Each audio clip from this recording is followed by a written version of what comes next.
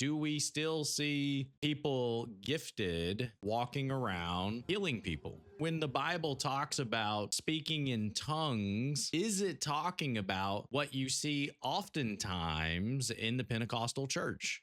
And I mean the spontaneous utterances of words. Is that the biblical model of tongues that we see in the book of Acts, 1 Corinthians 12, 13, 14? Do you see that anywhere throughout the scriptures? We know that there are some real tongues that are extremely miraculous that take place in the book of Acts, and it's not being repeated today anywhere. We don't see it. Does God still do miracles today? Absolutely. Can we ask God for miracles? Yes. Does God do miracles? Yes. He does miracles. But is God giving me the ability to just go around and heal whoever I want, wherever I want, whenever I want? No, he's not doing that. Well, what about Paul? What about Peter? Did they have the ability to heal at will? Yeah, they didn't.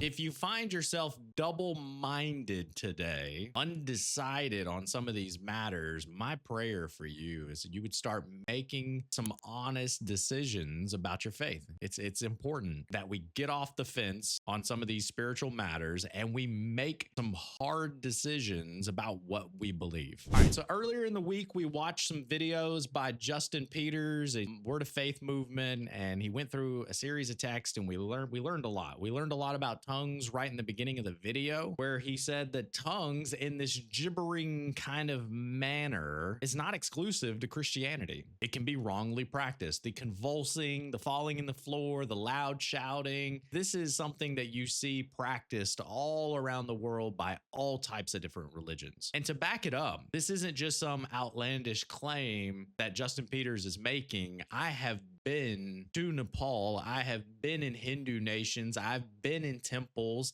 I've been around priests. I've seen what it looks like on the inside of some of these other religions around the world, and he is correct. What you see in this gibbering kind of language can easily be practiced in any religion around the world, usually among Hindus. Tongues were known languages. There's been other people who are far smarter than me, and they have deep dived into the words around tongues. And I'm pretty certain from everything that I've learned, heard, read, watched on this matter, this word, when translated, literally means other languages, other tongues, as the Spirit gave them utterances. Why do I have this in red right here? You see, some people teach that you can learn how to speak in tongues, as in, come to my house and I'll show you. No, wrong. The Bible teaches as the Spirit gave them utterances, they were able to speak. This isn't a language you can learn.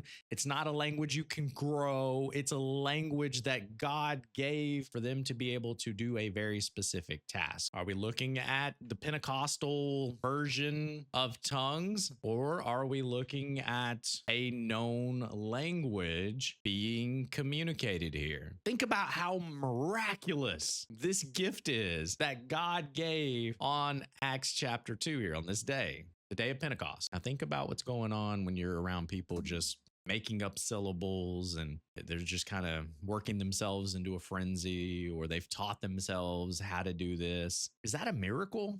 That can be faked. When we look at the book of Acts, chapter 2 specifically, speaking about tongues, there is no question about the type of tongues we're dealing with. No question. Even Pentecostals oftentimes do not disagree in the book of Acts, chapter 2, that we're talking about a miraculous gift here, an extremely miraculous, speaking in known human languages for people all around the world. The text could not be any clearer.